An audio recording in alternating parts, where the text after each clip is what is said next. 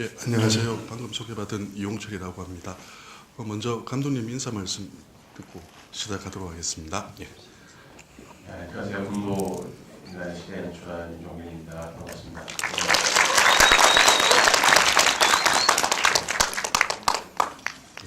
한호가 대단하네요. 예. 그 밀란의 시대가 부제인데요. 그 밀란의 시대라는 책은 있더라고요. 서점에 가 보니까 조선시대 그 민중저항 다룬 책자가 있어서 뭐 그렇게 희귀한 제목은 아닌데 군도라는 제목은 사실 사전에도 잘 없는 단어잖아요. 그래서 어떻게 해서 군도라는 제목을 그 군도라는 제목을 이제 나중에 정한 게 아니고요. 제가 그 아까 말한 것처럼 조선 시대 관련 책들을 그냥 외우다가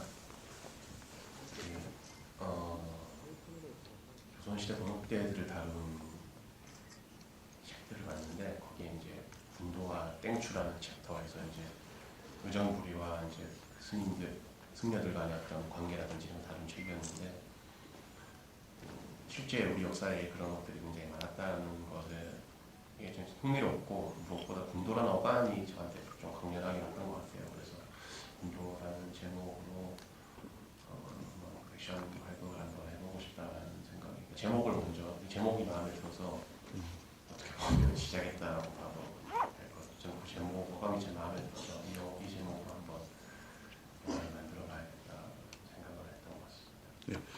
그 시대극은 작품하시면서 처음 했던 거고 그 액션 활극도 어쨌든 처음 시도를 하신 건데 원래 시작은 어느 쪽을 먼저 비중을 가지고 시작을 하셨던 건가요? 그러니까 이게 뭐가 뭔지는 정확하게 잘 기억이 안 나는데 범죄와 전쟁 촬영 끝나고 되게 지금 실증을 많이 봤었어요. 제가 했던 영화들의 어떤 방식에 대해서 제가 어떻게 보면 전작 세 작품이 소재는 다르지만 다 이제 리얼리즘의 바탕을 둔 현실에 기반을 둔 영화들을 작업을 했었는데 그냥 어느 날 그런 것들이 지겨워지고 이제 하기가 싫더라고요. 그래서 또 이렇게 리얼리즘 영화를 찍으려고 하면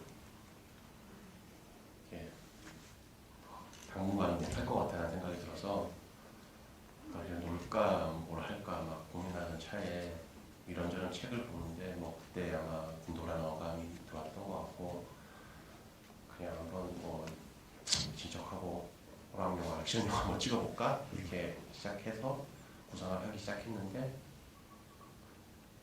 그 얘기를 우연히 제가 그 범죄와 전쟁 GV 할 때 그 이동진 코너가 있던 그 자리에서 했는데 그 얘기를 했고 그다음에 또 같이 작업해보고 싶은 배우가 누구냐라고 물어봐서 강동원 씨랑 한번 작업해보고 싶다라고 얘기를 했었어요. 근데 그게 누군가가 인터넷에 올려가지고 강동원 씨 귀에 들어가가지고 강동원 씨를 만나게 됐어요. 그래서 내가 군도라는 오락영화를 한번 찍어보자 그렇게 해서 시작된 프로젝트입니다. 그래서 그때쯤에 이제 그 정호 씨랑도 우리 그냥 재밌는 오락영화 한번 해보자 그냥 그렇게 얘기하면서 이게 복합적으로 진행된 프로젝트라서 뭐 큰 어떤 열심이라든지 뭐 이런 게 있어 하는 게 아니라 정말 사소하게 시작된 프로젝트입니다. 뭐 상업 영화는 계속 찍어오셨지만 어쨌든 대규모 가장 큰 대규모 프로젝트고 이 사극 영화가 보시기에는 되게 예쁘고 예쁜 뭐 의상도 나오고 세트도 나오고 뭐 이래서 보시기에는 그렇게 사람에 따라서 관객에 따라서 힘들어 보이지 않을 수도 있겠습니다만은 제가 어제 이 영화를 다시 보다 보니까 뭐 의상이나 세트 그런 걸 뿐만이 아니라 뭐 칼도 한 종류를 쓰는 게 아니고 그리고 뭐 탈 같은 것도 써야 되고 뭐 자질구레한 그런 소품 같은 것들이라든지 뭐 배도 나오고 그래서 정말 그 현장에서 제가 만약 감독이라면 어느 순간 제가 야 내가 이게 정말 생주옥 같은 이게 정말 내가 이걸 한다고 했을 것 같은 그런 괴로운 순간도 있을 정도로 지금 옆에서 어마어마한 일들이 벌어지고 있는 것들이잖아요. 보니까 그 수염팀이라는 게 따로 있을 정도더라고요. 그러니까 수염만 전문적으로 붙이는 사람들 그런 것까지 다 통제를 하면서 작업하기가 정말 힘들지 않았을까. 그래서 작업하시면서 좀 그런 걸 느끼는 순간이 있었는지요? 근데 뭐 어떻게 보면 이 영화가 제 영화 중에 예산이 제일 큰 영화고 뭐 이렇게 되게 스텝도 제일 대규모고 많은 사실 이렇게 결정해야 될 것도 가장 많은 영화였는데 제가 영화 찍으면서 이 영화가 제일 심리적으로 스트레스를 덜 받은 영화였던 것 같아요. 현장에서. 그 이유는 그 전작들은 다들 이제 주제에서 시작돼서 찍으면서 계속 주제를 생각하면서 뭐 이렇게 막 되게 예민해지는 순간들이 많은데 이 영화는 그냥 처음부터 야 이거 뭐 어차피 오락 영화고 재밌자고 시작한 건데 뭐 이래도 되는 거지 이러면서 좀 마음 편하게 생각을 했던 거. 그리고 실제로 찍으면서 저도 좀 즐기려고 노력을 했고 그거는 애초에 시작 자체가 뭐 나도 좀 즐기면서 영화 한번 재밌게 한번 놀아보자라고 시작했던 거라서 상대적으로 전작들에 비해서는 스트레스를 덜 받았던 것 같고 네, 뭐그 일 때문인 건지는 모르겠는데 뭐 작품을 계속 하다 보니까 노하우도 쌓이고 하니까 조금 상대적으로 스트레스를 좀 덜 받았던 것 같습니다. 그 뭐 퓨전 사극이라고 보통 표현을 하는데 뭐 이 영화에 좀 특별한 점들이 몇 가지 있어요, 그죠? 그러니까 뭐 음악 같은 경우에 그 뭐 원스 어폰 어 타임 인 더 웨스트나 뭐 석양갱들 같은 음악을 이렇게 오마주에 쓴다든지 또 좀 논란이 있었던 그 나레이션 부분도 있고 그리고 그 챕터를 5개로 나눠서 진행하는 그런 부분들도 있고 해서 그런 구성, 그런 시도에 대해서 좀 몇 가지 이야기 들어보고 싶습니다. 군도라는 이제 영화를 하기로 결정하고 처음 대본을 쓰면서 이야기를 쓰면서 저는 제가 액션 영화에 대해 접근하는 방식은 액션 영화나 이런 영화에서 저는 모든 이야기는 다 구실이라고 생각하거든요. 어떤 시퀀스 단위로 훌륭한 액션씬이 나오고 그런 것도 어떻게 잘 알기가 구실이라고 생각하는데 형식적인 톤을 저는 고우영 옛날 화백의 만화들 있잖아요. 그 임꺽정, 그다음에 고우영의 수호지 이런 만화인데 그런 만화를 생각했었어요. 누군가가 시대 상황을 해설자로 설명을 해주고 챕터가 나눠져 있고 만화 같은 느낌, 그러니까 정확하게 말하면 고우영 화백의 만화 같은 느낌을 차초에 이제 전체적인 톤으로 생각하고 짰던 것 같습니다. 그 주인공이 뭐 여자 주인공이 좀 비중 있는 경우가 없지는 않았습니다만 항상 그 남자 영화라고 말을 할 그런 영화는 꼭 아니기도 하지만 항상 주인공은 남자가 있고 여자 주인공들은 항상 주변부에 배치되는 그래서 왜 항상 남자들의 이야기에 천착하시는지요? 글쎄 뭐 저는 뭐 우리나라에서 저만 그렇다고 생각하지는 않는데 가장 큰 거는 제가 상대적으로 우리나라는 이제 남자 배우에 비해서 여배우랑 작업을 하고 싶은 여배우가 상대적으로 없어서 그런 게 아닌가라는 게 가장 큰 이유인 것 같고 두 번째 이유는 그 여성을 하는 얘기로 가면 어떻게 보면 뭐라고 해야 되나 그런 영화들이 장사가 잘 안 된다 뭐 이런 그런 문제도 좀 있는 것 같고 그게 뭐 닭이 먼저인지 달걀이 먼저인지는 모르겠는데 예. 딱히 여자 주인공으로 영화를 해봐야겠다는 생각을 해본 적이 없는 것 같습니다. 여성국 입장에서는 좀 안타깝군요. 멜로드라마를 하실 일은 별로. 저 멜로드라마를 그러니까 저는 액션이 남성의 판타지라면 멜로는 여성의 판타지라고 생각하는데 판타지를 할 생각은 없고요. 그냥 뭐 이렇게 정말 리얼한 상황 얘기를 해라 그러면 하겠는데 그런 얘기를 관객들이 좋아할지 잘 모르겠습니다. 좋아하면 하실 건가요? 좋아하면 해야죠. 그럼에도 불구하고 이 영화에 좀 이렇게 비중 있는 연기파 배우들이 몇 분 여자분이 나오시죠. 그래서 뭐 김꽃비 씨처럼 대사가 없는 그런 역할도 있긴 하지만 그 윤지혜 씨인가요? 윤지혜 씨 같은 경우는 한국 액션 영화에서도 좀 보기 드문 스타일이죠. 여자 공수고 그래서 그 남자 캐릭터를 그렇게 위주로 하시면서도 이번 영화에서 윤지혜 씨를 이렇게 넣으신 그런 역할을 주신 거는 좀 돋보이는 점이 있더라고요.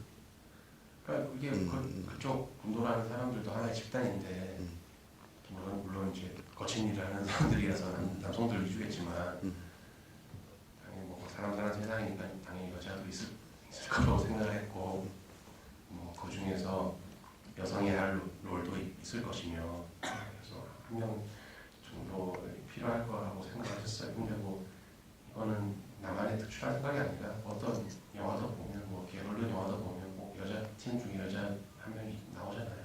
안배석 게임이라고 하면 음양의 조화라고 표현해요. 한 명이 있어서 이렇게 나온 것 같습니다. 그 데뷔작하고 그 비스티 보이즈는 어떻게 보면 감독님 세대, 그러니까 자기 세대, 뭐 자기에 대한 이야기라고 생각이 된다면 그 다음 작품과 이번 작품은 아버지 이야기로 좀 옮아가고 있다는 그런 생각이 들어요. 글쎄 뭐 특별히 뭐 그런 생각하고 영화를 찍는 건 아닌데 범죄와의 전쟁 같은 경우에는 그 제가 처음부터 이제 제 아버지 세대 영화를 해야겠다라고 생각하고 주제를 잡고 시작해서 소재를 이제 정한 것이고 군도 같은 경우에는 뭐 그런 생각을 전혀 안 하고 그냥 써다 보니까 이제 뭐 워낙 영화 그러다 그렇긴 하지만 그래도 소위 말해 이제 영화를 좀 많이 보시고 예민한 사람들이 봤을 때 뭔가 좀 소소하게나마 읽을 수 있는 뭔가 주제가 있었으면 좋겠다라고 해서 의식적으로 좀 그냥 넣은 것 같아요. 네. 그 감독님 영화에서는 주인공들이 주로 악당이자, 그러니까 보통 영화로 치면 악당에 해당되는 사람들이 주인공인 경우가 많죠. 그래서 뭐 윤리적으로나 뭐 이렇게 그렇게 지지를 꼭 하고 싶은 보통의 영화의 그런 주인공들하고는 다른 건데, 이 영화에서도 보면 한쪽의 축과 또 한쪽의 축에서 그 강동원 씨가 나오는 그 캐릭터 같은 경우는 아주 좀 복합적이잖아요. 그냥 보통의 그런 아주 나쁜 악당처럼 보이기도 하지만 또 아버지의 사랑을 받고 싶어서 끊임없이 노력하기도 하는 사람이고, 그리고 또 한편으로는 너무나 또 매력적인 부분이 존재하는, 그래서 앞에 나와 있던 범죄와의 전쟁 때 그 최민식 씨가 맡았던 그런 악당과는 좀 다른 개념의 악당인 것 같고, 그래서 그런 면은 그 강동원 씨라는 배우가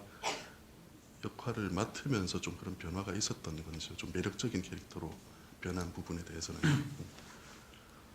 그러니까 이게 이제 처음에 아까도 이게 연장선상에 있는 건데 군도라는 이제 영화를 오락 영화를 한번 해보자고 결심했을 때 결국엔 뭐 오락 영화 됐든 무슨 영화 됐든 간에 내가 좋아하고 좋아하는 게 나올 수밖에 없잖아요. 그래서 제가 중고등학교 때 이제 좋아했던 무협지라든지 만화책 뭐 이런 거 생각하면서, 근데 저는 이게 제 성향인지 그런지 모르겠는데 저는 옛날부터 무협지나 이런 걸 보면 주인공을 좋아하기보다는 나쁜 악당을 좀 매력적으로 많이 느꼈던 것 같아요.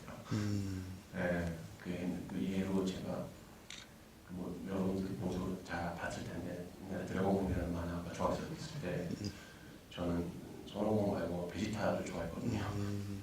그리고 뭐 리니지라는 만화책도 되게 제가 순정만 했는데 되게 좋아했었는데 주인공보다는 반항을 제가 더 매력적으로 애정이 가더라고요. 제 성향이 그런 것 같고, 그래서 공부할 때 강동원 씨한테 그런 좀 멋진 악당의 느낌, 제가 좋아했던 악당의 느낌을 좀 주고 싶다라는 생각을 했었던 것 같고, 그리고 저는 또 이렇게 너무 정의로운 주인공을 닭살스러워서 좋아하지가 않는 편 같아요. 너무 이렇게 너무 똑똑하고 의식 있고 멋있는 그런 주인공을 저는 안 좋아하는 것 같아요. 닭살스러워서. 제가 상대적으로 받아들일 수 있는 주인공 정도가 이제 옛날에 뭐 머털조사에서 머털이 그 정도인 것 같아요. 좀 덜 떨어지고 바보 같고 그런데 마음은 착해서 정의의 편에서는 제가 받아들일 수 있는 영웅의 모습이 그 정도인 것 같아서 그게 그냥 자연스럽게 투영된 것 같습니다. 그 오늘 자리는 사실은 제가 질문하고 이런 자리는 아니고 그 원래 관객분 위주로 원래 진행하기로 되어 있는 자리라서 이렇게 듣다가 좀 지겹거나 뭐 질문을 꼭 하고 싶었는데 이렇게 남아 계신 분들이 계신다면 손 들어주시면 바로바로 저희 마이크를 전달해 드릴 테니까요. 예, 혹시 뭐 질문 첫 질문은 여기 앞에 질문 한번 받고 시작해 볼까요? 예, 앞쪽으로 좀 전달해 주십시오. 예. 원래 앞에 앉아 계신 분들이 질문을 꼭 하더라고요.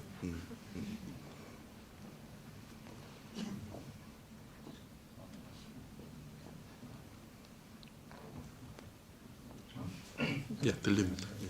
우선 영화 되게 잘 봤고요. 그 두 가지 질문을 드리고 싶은데 저는 이제 영화 외적으로는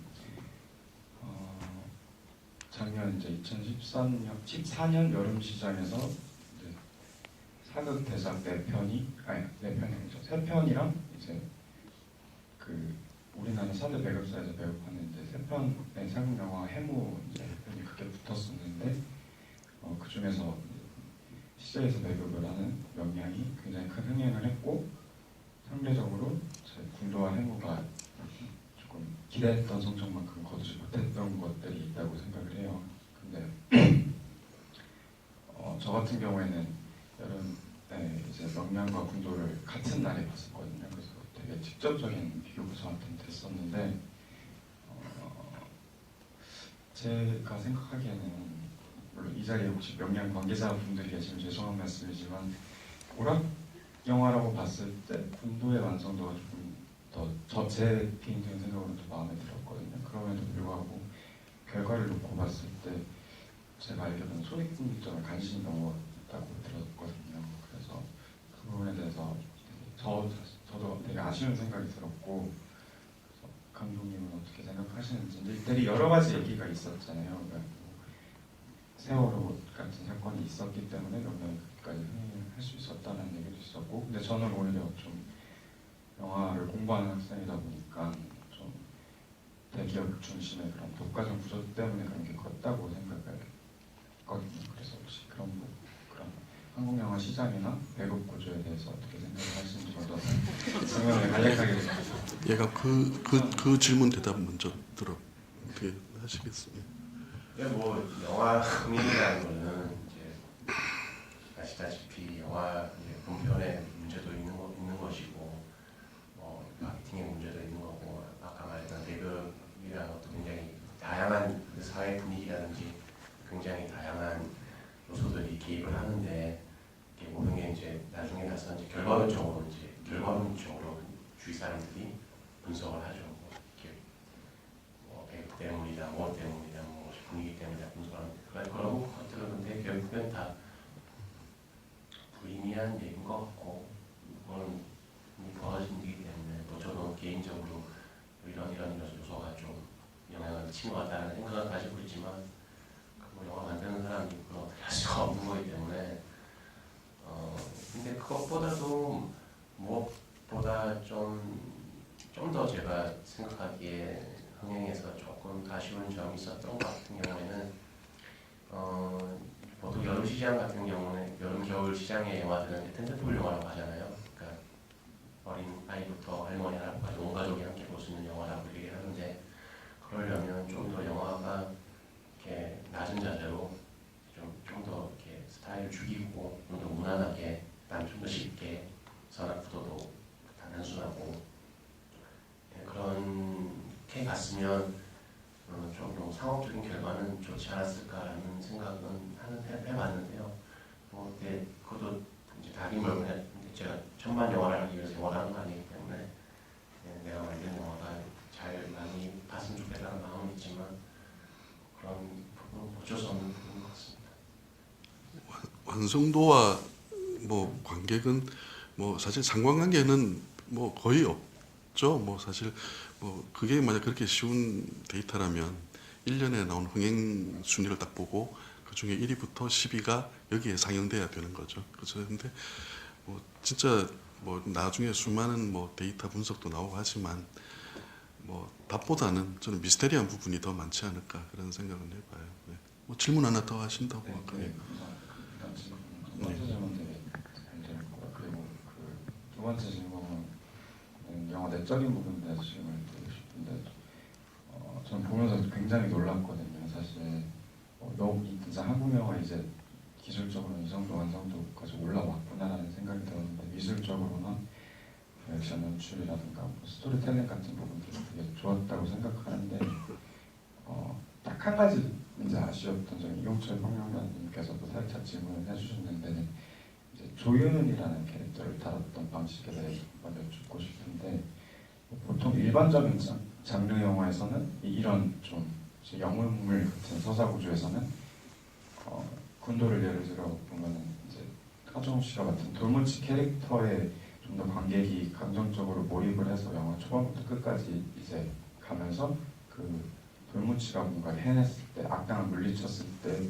그 지점에서 오는 카타르시스가 좀 주가 되는데 이 영화 같은 경우에는 후반부에 들어서 갑자기 조용 캐릭터 아니 갑자기는 아니지만 조용 캐릭터의 비중이 점점 더 커지면서 영화가 다 끝나고 나온 관객들 잔상이 남은 이미지는 오히려 하도 강동원 씨가 더 크다고 생각이 들었어요. 그래서 처음에 봤을 때는 약간 그 점이 아쉬웠다는 생각이 드는데 이번에 오늘 영화를 보면서는 이것도 일종의 장르 배틀기인가라는 생각도 조금 들었고 그래서 혹시 감독님은 조용 캐릭터에 대해서 어떻게 생각을 하셨는지 그런 비중을 조절하는 문제에 대해서 조금 인적으로 얘기를 해주셨으면 좋겠습니다. 뭐 아까 얘기했던 그 얘기도 저도 많이 들은 얘기인데 애초에 이 영화의 방향성을 어떻게 잡아야 되는 문제인 것 같아요. 이제 저는 일반적인 장르 영화에서는 아까 말한 주인공을 따라가서 주인공이 악당을 물리쳤을 때 쾌감을 주는 게 일반적인 장르 영화의 건데 저는 처음부터 그냥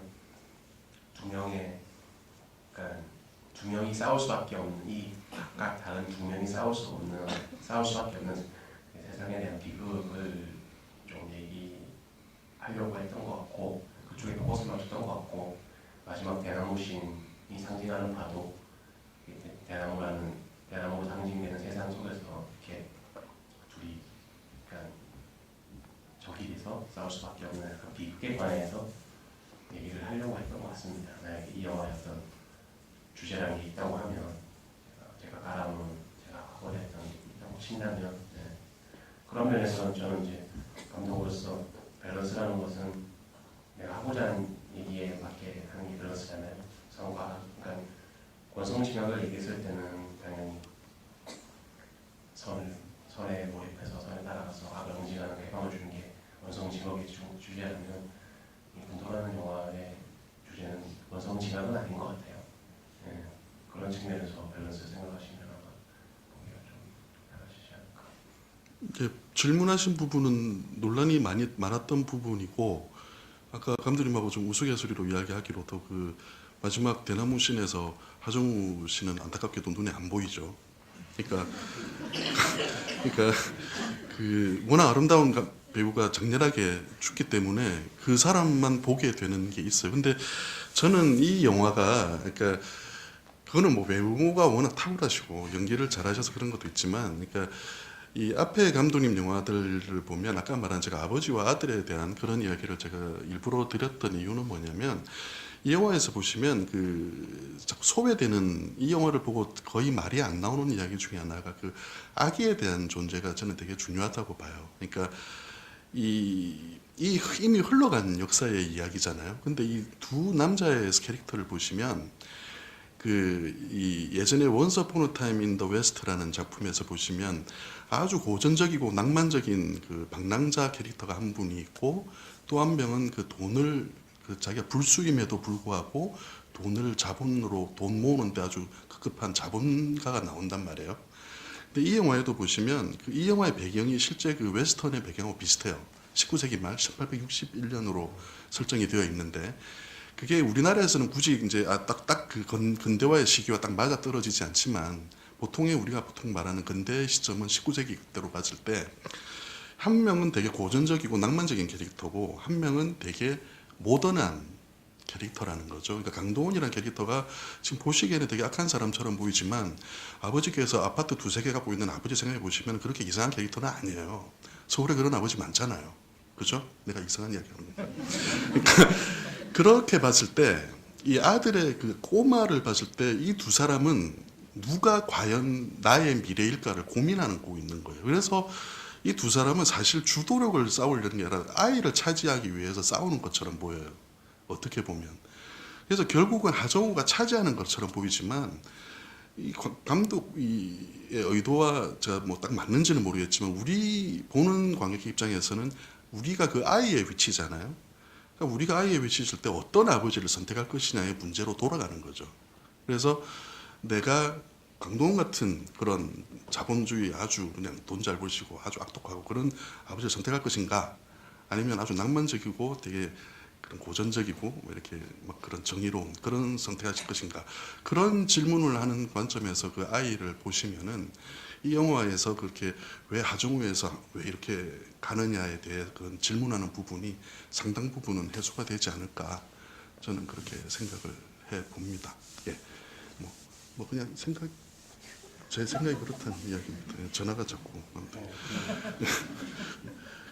애기 저는 이렇게 뭐라고 해야 되나, 그 상징이라는 게 처음 이제 영화를 봤을 때 즉각적으로 이제 이렇게 해석이 되어버리는 그게 날아간다고 생각하는 주의거든요. 네. 어떤 이미지라는 상징이라는 것들이 오는 즉각 해석이 되어버리면 다 나간다고 생각하는 주의인데, 그래서 개인적으로 그런 거에 대해서 특별히 얘기하지 않는 편인데, 용철 평론가 분께서 얘기하는 것처럼 그런 관점에서 보면 좀 이해하시기 좀 편하지 않나요? 예, 그런 점에서 이 영화를 아마 오늘 처음 보시는 분도 계시고, 이 영화가 그래도 500만이 본 영화거든요.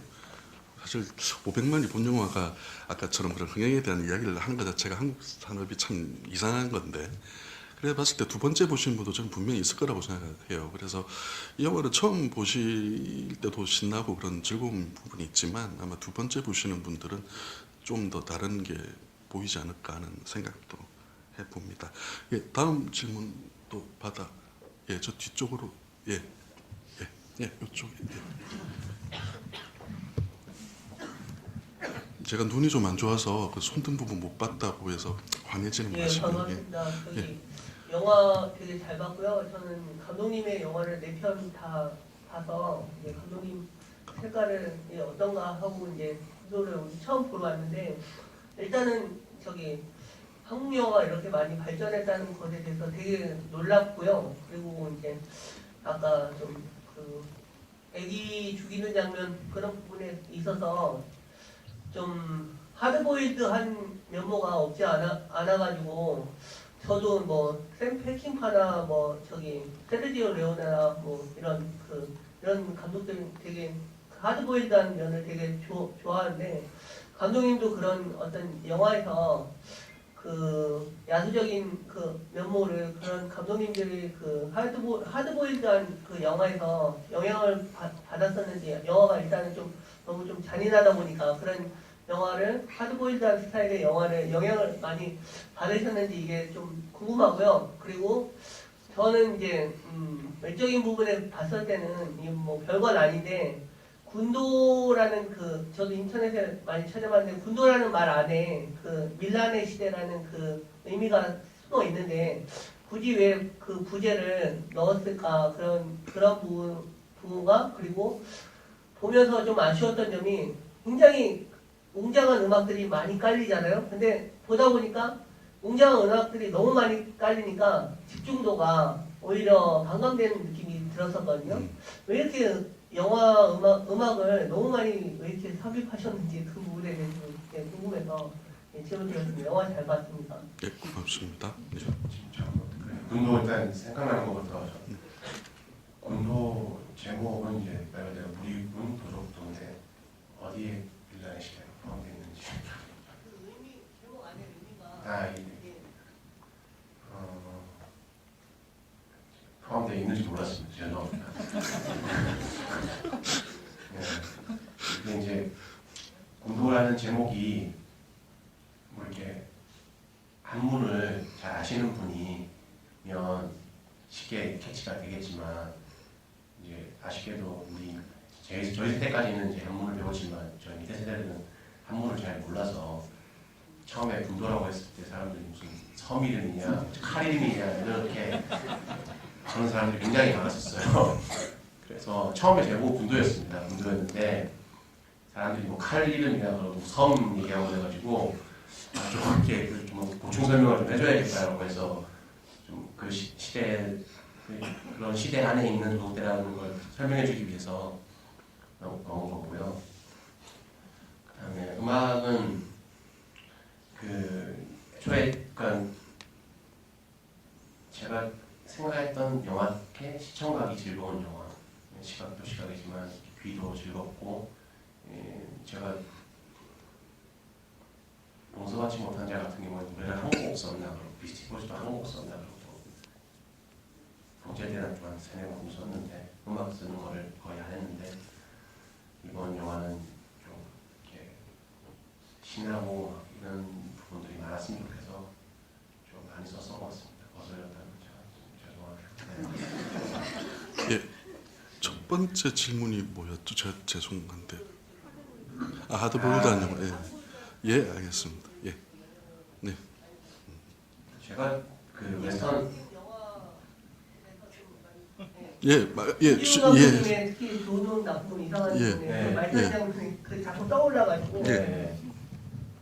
제가 웨스턴 영화 세대는 아니어가지고 저는 오히려 홍콩 영화 세대 이제 웨스턴 마카로니 웨스턴의 영향을 받은 홍콩 영화들을 많이 보고 자란 세대인데 홍콩 무역을 그래서 영향을 받았다 것보다는 제가 그때 예전에 어릴 때 그 프랭크 네로의 장고라는 영화가 있어요. 그 관 들고 와가지고 이렇게 관에서 기관총으로 쏘는 그 영화를 어릴 때 보고 좀 되게 멋있다 생각하고 있었는데 뭐 그런 그 정도 영향을 좀 받았던 것 같고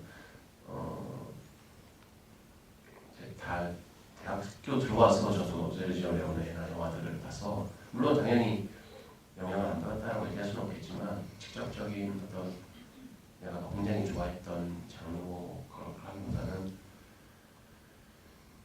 이 영화에 뭐 수많은 것들이 내가 좋아하는 것들이 좀 많이 섞여 있는 것 같아요.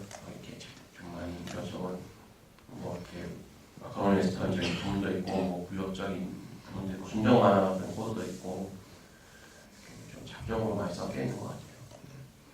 그 음악은 그 아까 말씀하신 마카로니 웨스턴은 원래 음악의 영화라고 할 수도 있어요. 그러니까 그 워낙 그때는 저예산 영화였기 때문에 그러니까 어떤 감정을 이끌어내기 위해서 음악을 과다하게 쓰는 그런 것들이 있죠. 근데 그런 건 아마 의도적으로 아마 감독님도 그렇게 쓰셨던 것 같고 아마 광에 계신 분들께서 지금 마카로니 웨스턴과 하드보일드를 좀 헷갈려 하실 것 같아서 그러니까 뭐 캠핑파 같은 경우는 사실 하드보일드하긴 하지만 마카로니 웨스턴은 아니죠, 그죠? 그래서 이 영화에서는 사실 하드보일드라고 하기에는 좀 저는 다른 것 같아요. 마카로니 웨스턴하고는 연결해 볼 수 있지만 이 영화에서 그 페킨파 같은 감독들에서 보면 되게 냉정하죠. 아이들을 다룰 때도 이 영화에서 보면 맨 마지막에 이 윤재의 그 공사 캐릭터가 아이들을 따로 숨기고 그러잖아요. 그런 것만 봐더라도 이 영화는 하드보일드한 면이 저는 별로 없다고 생각해요. 왜냐하면 그런 하드보일드한 감독 같은 경우라면 아이들이 그냥 밖에서 죽게 놔두는 거죠. 그래서 제가 보기에 한국에서 유일한 하드보일드 영화는 김지훈 감독의 악마를 보았다가 유일한 영화라고 저는 생각하는 편이에요. 그 외에는 사실 한국에서는 사람들이 워낙 착해서 그런 하드보일드한 영화를 잘 못 찍죠. 그리고 그 사운드 이야기를 먼저 하셔서 아까 감독님한테 제가 들은 거를 말씀을 드려야 되겠는데 그 메가박스 몇몇 관 중에 돌비 애트모스라는 그 특별한 시스템을 갖춘 게 있어요. 그래서 저는 오늘 한 사실인데 이 영화가 거기에 최적화되게 만들어진 영화랍니다. 그래서 저도 지금 와서는 불가능하게 됐는데, 그러니까 이 영화를 그 돌비 애트모스가 있는 그 메가박스 관에서 보았을 때 그런 사운드의 그런 쾌감이나 그런 것들을 가장 잘 볼 수 있었고 감독님도 거기 가서 보시고 다른 극장과 전혀 다른 경험을 하셨다고 하더라고요. 근데 오늘 이 영상 자료는 어떤는지 모르겠는데 뭐 좋았기를 빌어봅니다. 일단 그 음악 같은 경우에는 저도 이번에 굉장히 어려웠던 게 사운드 같은 경우에는 다른 영화 같은 경우에는 사운드가 그렇게 많지 않기 때문에 이렇게 계속 들어도 이렇게 피로도가 더한데 액션 영화 같은 경우에는 뭐 칼소리, 뭐 총소리, 음악, 사운드가 굉장히 많아서 이게 어떻게 믹싱 되냐에 따라서 피로도가 있고 아까 말한 것처럼 그 너무 시끄러워서 집중이 안 된다고 아까 말씀하셨는데 그거는 진짜 믹싱에 문제도 있거든요. 근데 저희가 한국의 모든 극장이 너무나 다 시스템이 틀리기 때문에 표준화 어디를 기준으로 여기 기준으로 맞추면 여기선 작고 여기 기준으로 맞추면 여기는 세고 뭐 이런 경우가 굉장히 많아요. 그래서 저도 이걸 뭐 어떤 기준으로 맞출 수가 없어서 어떨 때 파이널 믹싱할 때 어떤 극장에서 들어보면 사운드가 굉장히 확 세서 막 눌려서 힘들고 어떤 극장에 가보면 너무 작아서 신이 안 나고 뭐 이런 딜레마들이 굉장히 많았었어요. 근데 우리는 어떻게 됐든 표준으로 잡아서 뭔가를 할 수밖에 없잖아요. 그래서 했는데 그 제가 파이널로 확인했던 그 버전을 애트모스 버전을 제가 했었는데 그때는 저 봤을 때 신나는 부분은 신나고 또 이렇게 뭐 어떻게 계속 들렸을 때도 그렇게 사운드에 피로도가 있다거나 그러진 않아서 그렇게 했는데 약간 여러 가지 상황에 따라서 뭐 약간 것처럼 사운드가 과하게 들어간다고 느낄 수도 있을 것 같고 또 아닌 부분들이 뭐 그런 것 같습니다. 답변이 됐는지요? 예. 예. 다음 질문 받아. 예. 요쪽에 먼저 가볼까요? 예.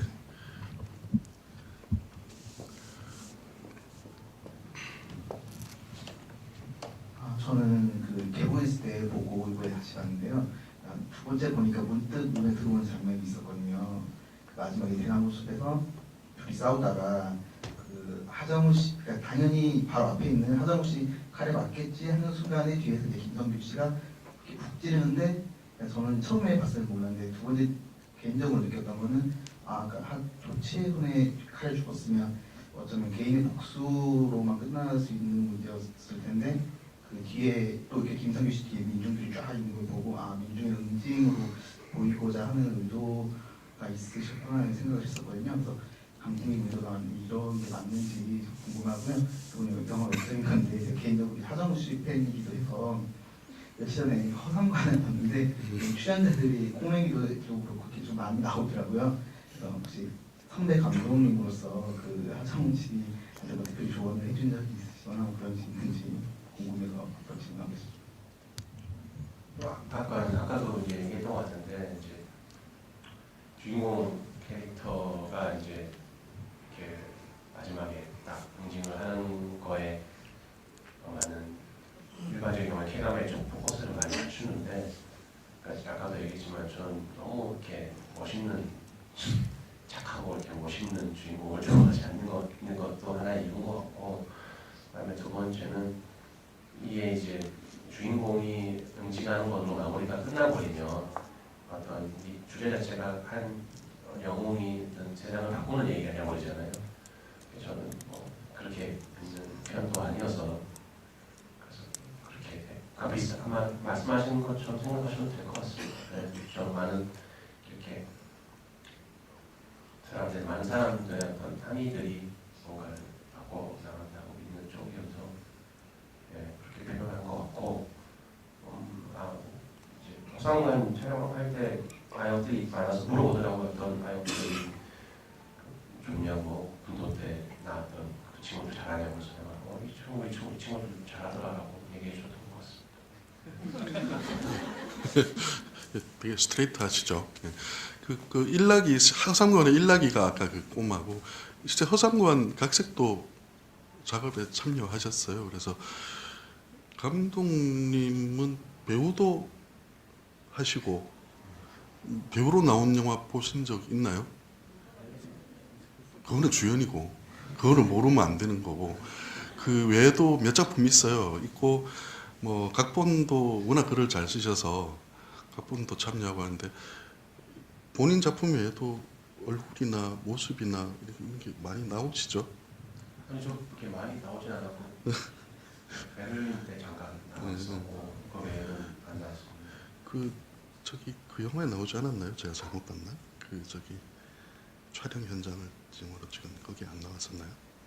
촬영 현장이요? 아 제가 잘못 기억하고 네, 있나 저는 보네. 죄송합니다. 네. 예. 남의 영화에는 베를린에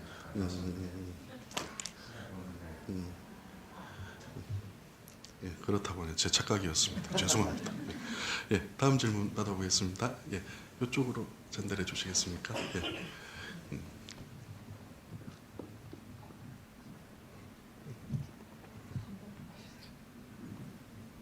그 하정우가 마지막에 강동원 보고 치려다가 망설이다가 결국엔 안 하잖아요.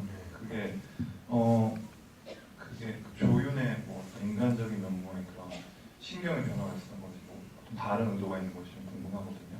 어떻게 해석해야 하는지 보고 치려다가 지금. 목칭되는 이렇게 상투 자르려고 하는 거예요? 상투. 네, 그거. 네. 네.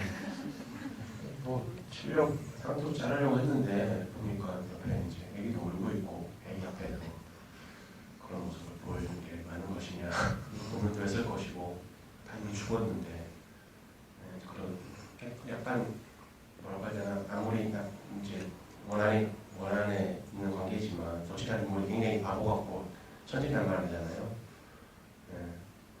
그냥 이런 인물이 가지는 가장 큰 미덕이 인간에 대한 예의가 있는 인물로 생각해요. 멍청해 보이고 뭘 잘 모르는 것 같고 이익을 따지지 않는 것 같지만 이 사람의 가진 가장 큰 어떤 영혼의 무모나 이런 것들은 사람에 대한 예의라고 생각하는데 그래서 그런 것들을 좀 강조해 주려고 상투를 잘라버리면 뭔가 뭐 하나의 뭐라고 해야 되나 감정적 그런 게 있겠지만 제 생각에는 이 인물은 그럴 수 없는 인물인 것 같다고 생각하겠습니다. 예, 답변이 됐는지요? 예, 예, 다음 질문 받아. 예, 그 뒤에 계신 마이크 좀 뒤쪽으로 전달해 줘요. 예. 예, 감독님 영화 개인적으로 용서받지 못한 점 빼고는 3편 다 봤는데요. 그 엔딩 부분 항상 보면서 느꼈던 부분이 그 비스티 보이즈에서는 이제 하정우가 일본에서 도망쳐가지고 이제 다시 이제 호스트로 생활하려는 모습, 그리고 그 범죄와의 전장에서는 이제 팔순잔치에서의 최민식의 모습, 그리고 군도에서는 마지막으로 이제 다 같이 이제 말을 타고 달리는 장면에서 그 영화를 본 관객들에게 좀 다음 이야기를 생각나게 상상할 수 있게끔 여지를 주시는 것인지라는 생각이 좀 들어서요.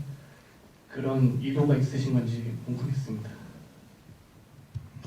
글쎄요, 뭐 다음 뒤를 생각할 여지를 주고 영화를 하진 않고요. 엔딩을 항상 고민 많이 하는데 어떻게 끝내야 되지라고 고민을 항상 많이 하는데 영화마다 다 틀린 것 같아요. 주제마다 틀리고 그러니까 이렇게 통칭해서 얘기할 수는 없고 운도 같은 경우에는 좀 이렇게 하나의 제가 나왔던 우리 과거의 시대들이 이제 다 저물고 이제 새로운 시대가 시작됐으면 한다라는 어떤 개인적인 뭐 그냥 사소한 영혼 정도로 그냥 이렇게 말도 안 되지만 석양 있게 짓는 듯한 약간 말도 안 되는 그림이지만 그런 그림을 끝내고 싶었던 것 같습니다. 이번 영화는. 네. 용서받지 못한 자는 과거 장면으로 끝났던 것 같아요. 네. 제 기억에는. 예, 그래서 좀 다르네요. 가면서 해보니까. 용서받지 못한 자 같은 경우에는 이제 얘네들이 이제 여기에서 과거를 끝낸 이유는 여전히 제대했는데도 여기에서 벗어날 수가 없고 계속 이런 것들이 반복되는 느낌으로 끝내고 싶어서 되게 씁쓸하게 이렇게 끝냈던 것 같고 자꾸만 다 틀린 것 같은데 비스티 보이즈는 도저히 어떻게 끝낼지 모르겠더라고요. 그래서 이거를 뭐 폼 잡고 끝낼 수도 없는 영화고 굉장히 고민 많이 하다가 그것도 그렇게 고민했던 것 같고 범죄도 뭐 다 작품 때마다 고민이 다 틀렸던 것 같아요. 범죄는 근데 처음에 엔딩을 아버지의 얼굴로 끝내려고 생각했기 때문에 좀 그랬던 것 같고 네. 예, 데뷔작도 아주 저도 좋아하는 영화라서 뭐 다 보셨다 하시니까 마저 챙겨 보시면 굿다운 로드로 보시면 되겠습니다. 예. 예, 다음 질문 받아보겠습니다. 예, 그쪽 뒤로 가볼까요? 예. 이쪽에 다음에 드릴게요. 제가 이 사이드라서 잘 못 봤네요. 네. 그 초기작부터 되게 그 배우분들 리얼하게 연기를 연출하셨다고 생각이 했었는데 혹시 노하우가 있으시면 말씀 부탁드립니다. 혹시 그런 게 있으시면 연출하시고. 글쎄 뭐 노하우라기보다는 저는 이게 캐스팅에 오히려 심혈을 많이 기울이는 편이에요. 그러니까 좋은 배우를 캐스팅하면 당연히 좋은 연기를 하는. 그러니까 이게 자기가 이 영화에서 어떤 배우가 필요한지에 대해서 잘 고민해서 캐스팅을 잘 하면 현장에서, 그리고 이제 현장 가기 전에 이제 얘기를 많이 해서 노를 잘 설명하고 그러면 현장에서 당연히 좋은 배우를 캐스팅하고 노를 잘 설명했으니까 연기를 잘 하겠죠. 네. 그리고 이제 지나치게 내 생각을 강요하지 않는 거. 네. 이런 사전에 현장에서 들어갈 때 이렇게 하라고 얘기를 전혀 안 해요. 안 하고 하는 거 보고 그게 뭐 이렇게 이상하지 않으면 넘어가는 편인데, 네, 그래서 뭐 노하우라게 딱히 있나 싶네요. 사실 감독님들이 제일 영화 찍는 감독님들이 좋은 강사는 아니어서 사실 저도 얼마 전에 그 오멸 감독 영화 신작 찍는데 가서 하루 종일 있어 봤거든요.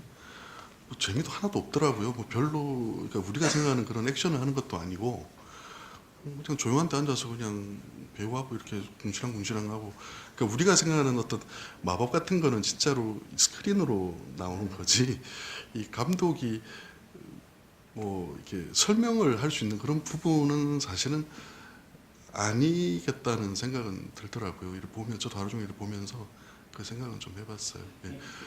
연기 연출의 영역이라는 것은 저는 이제 과거에 내 생각과 지금의 생각은 굉장히 틀린데,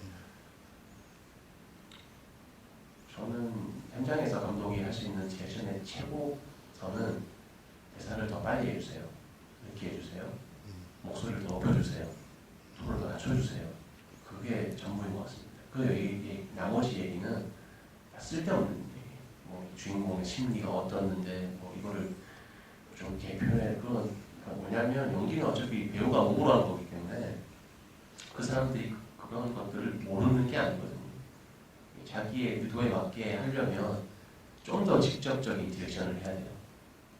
이렇게 뭉뚱거려서 여기서 주인공 감정이 이래서 이런 걸 표현해주세요 이게 아니라, 그거는 이제 안다고 가정하고 생략하고, 그렇기 때문에 그는 이제 생략을 하고 뭐 대사를 더 빨리 해주세요, 늦게 해주세요, 네, 톤을 높여주세요, 줄여주세요.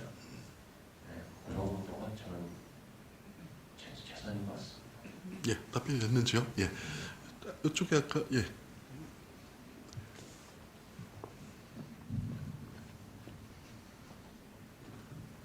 네, 안녕하세요. 영화 잘 봤고요. 그냥 아까도 언급이 됐었던 게 아기에 대한 언급인데요. 그 처음 내용 전개 시작할 때부터 하정우와 강동원이 연이 엮이게 되는 것도 아기 때문이고, 중간중간에도 강동원이 아기의 생사나 존재 여부에 대해서 예민하게 반응을 하는 것 같았고, 그런데 왜 마지막에 강동원이 결국 하정우의 그 대나무 껍질로 베이게 되는 이유가 아기를 이제 구하려고 좀 피하게 하려다가 그렇게 됐고 결국 죽음을 맞이하게 되잖아요. 혹시 그렇게 강동원이 그렇게 아기를 구하려고 하는 게 어떤 한 감독님의 의도가 있는지 궁금하고요. 혹시나 제가 캐치하지 못한 강동원 씨의 그 심리 변화가 있었는지 되게 궁금합니다. 이것도 이제 제가 질문을 많이 받았었는데, 그냥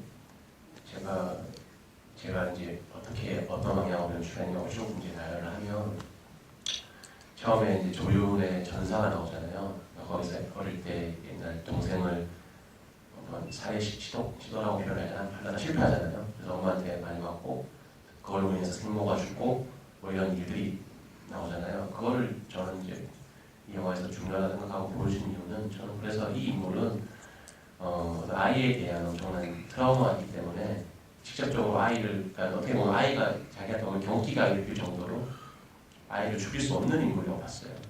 그래서 당연히 이제 누군가를 사주를 했겠죠. 대신 이 뭐 무에도 강한 애가 뭐 그깟 애 하나 뭐 죽여가지고 누구를 지킬 이유는 없잖아요. 그래서 이제 시작을 했고 그런데 그게 실패를 해서 이제 산지에 가서 이 실체로 자기 이제 그 조카가 이제 산에인 걸 확인했을 때 굉장히 이 사람은 당황했을 것 같고 되게 어찌할지 말을 모를 걸 생각해서 그 혼란을 이제 고주 보고 난 다음에 이렇게 카메라가 뒤로 빠지는 고속 촬영으로 저는 표현을 한 거예요. 그거를 그냥 혼란이 아니라 멋있다라고 그냥 사람들이 생각하고 넘어갔나 싶기도 하고 저는 그 조윤의 혼란을 표현한 거거든요.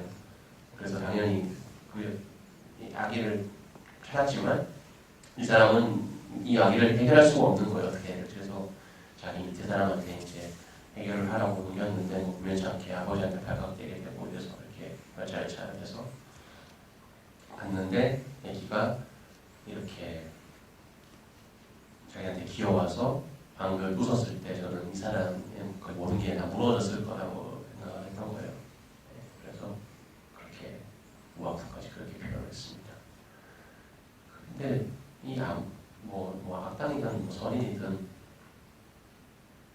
저는 뭐 교훈을 사이코패스라고 생각은 안 했기 때문에 이 애기를 들고 있는데 사람이 이렇게 본능적으로 뭔가 나라고 이렇게 되는 거는 뭐 그냥 자연스러운 거라고 생각합니다. 예. 저는 좀 그 조윤이라는 캐릭터가 조금 중성적이라고 봤어요. 그러니까 엄청난 노력을 하는데 이 사람이 유일하게 안 하는 노력이 결혼을 해서 아기를 갖는 노력을 유일하게 안 해요. 그러니까 다른 행동은 엄청 독하게 하잖아요. 근데 자기의 아이를 가질 만한데 자기 아이에 대해서 전혀 어떤 시도도 하는 게 극중에 안 나와요. 그래서 전 좀 그때 대사에서도 그런 게 몇 번 나오잖아요. 뭐 아이의 뭐 불알보다 얼굴이 작은 놈, 뭐 그런 식의 뭐 여성에 가까운 그런 묘사를 여러 번 하잖아요, 주변에서. 그래서 되게 좀 성적으로 저는 좀 다른 사람으로 생각을 했고, 그래서 이 사람은 그 아이를 어떤 그 근원을 지워서 자기의 이세로 삼으려고 하는 게 아닌가라고 저는 생각을 했어요. 그러니까 자기 아버지의 손자가 아니라 나로 시작하는 어떤 새로운 시의 시작이라고 만들려고 하는 거예요. 그래서 자기 아버지한테 그러잖아요. 당신이 생각하는 그 아이가 아니라고 그러잖아요. 그래서 저는 이 사람이 자기가 가질 수 없는 아이를 이 아이를 통해서 성취하려고 하는 거라고 생각을 했습니다. 정동원 씨는 그렇게 생각하고 연기했대요. 내가 뒤에 물어보니까 저는 아무 얘기도 안 했고 설명도 안 해줬고 네. 설명도 안 해주고 어떤 감정이 나왔을 때 알아서 하라고 얘기했는데 강동원 씨는 그런 감정으로 연기를 했다고 해요. 내가 이 얘를 아들로 삼아서 이 집안을 이렇게 다시 내가 해야 되겠다는 감정으로 연기를 했다고 했었어요. 네. 그와 같은 생각을 했다는 것만 해도 기분이 되게 좋아지네요.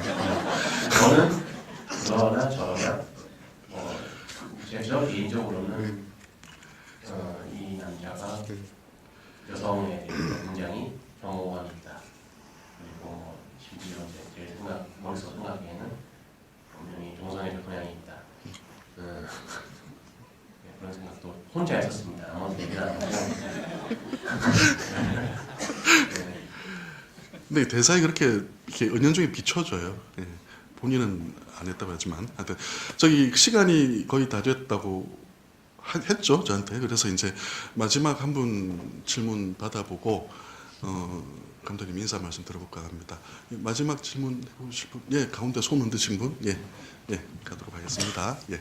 네, 저는 주분대로 좀 이따 드릴게요. 극장 상영관에서 23번 봤거든요, 구도를.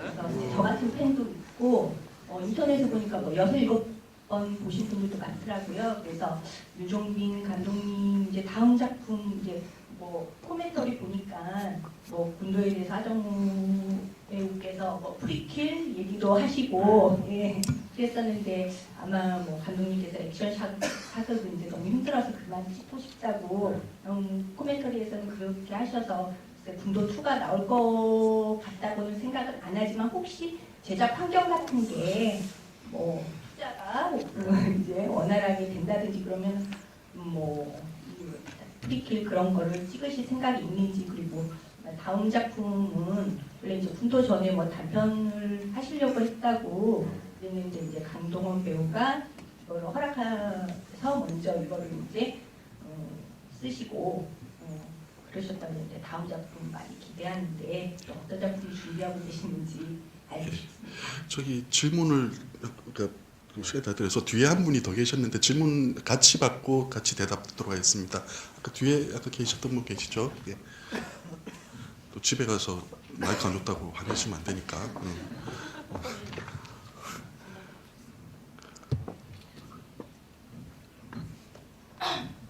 저는 질문 2가지가 있는데요. 그냥 첫 질문은 가볍게 군도 내에서 오게 티인지 아닌지, 주인이 안경을 쓰는 장면이 2장면이 있잖아요.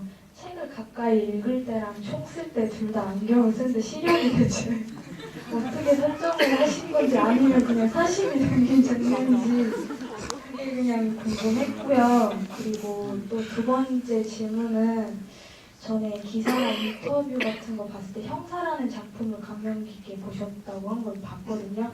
그래서 군도 내에서 형사를 오마주한 듯한 장면을 몇 개 본 것 같았어요.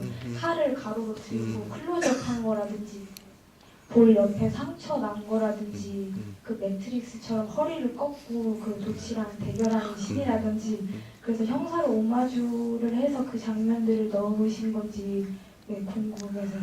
알겠습니다. 예. 일단 안경부터 생각하면 눈이 좀 안 좋다고 생각을 했었어요. 네. 그래서 안 했는데 이게 안경 쓰면 안 되나요? 아니 가까이 가까이 멀리다. 보고 멀리 있을 때도 보고 그냥 통칭해서 눈이 좀 안 좋다라고 안경을 될 것 같고, 그다음에 형사는 뭐 제가 극장에서 보고 되게 재밌게 좋게 봤던 영화인데, 딱히 오마주를 했다라기보다는 생각보다는 형사에서 그때 그 강동원 씨 이미지가 굉장히 저한테 강렬했던 것 같아요. 네.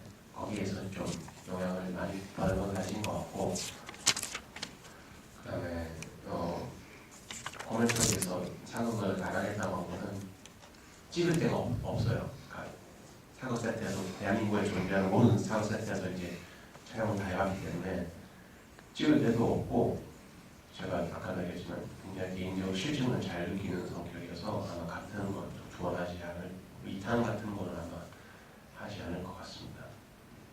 네. 그 차기작은 아직 뭐 고민하고 있는데 결정된 건 없고요. 네. 지금 이리 코멘터리까지 다 들을 정도니까 진짜 엄청난 팬이군요, 진짜로. 블루레이는 하지 않았는데 DVD에 나와 있나 보죠. 네.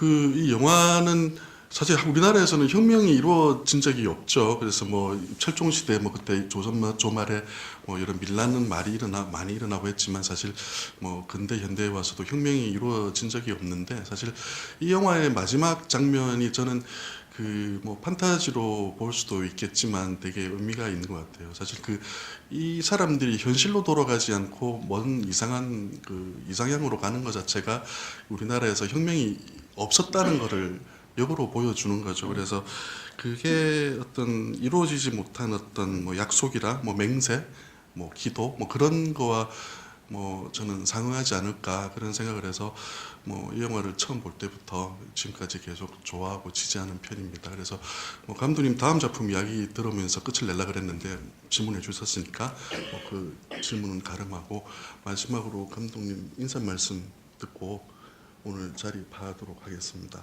예. 일요일날 귀한 시간 내주셔서 영화가 너무 고맙고 질문도 남아서 끝까지 들어주셔서 감사합니다. 네, 감사합니다. 예, 고맙습니다.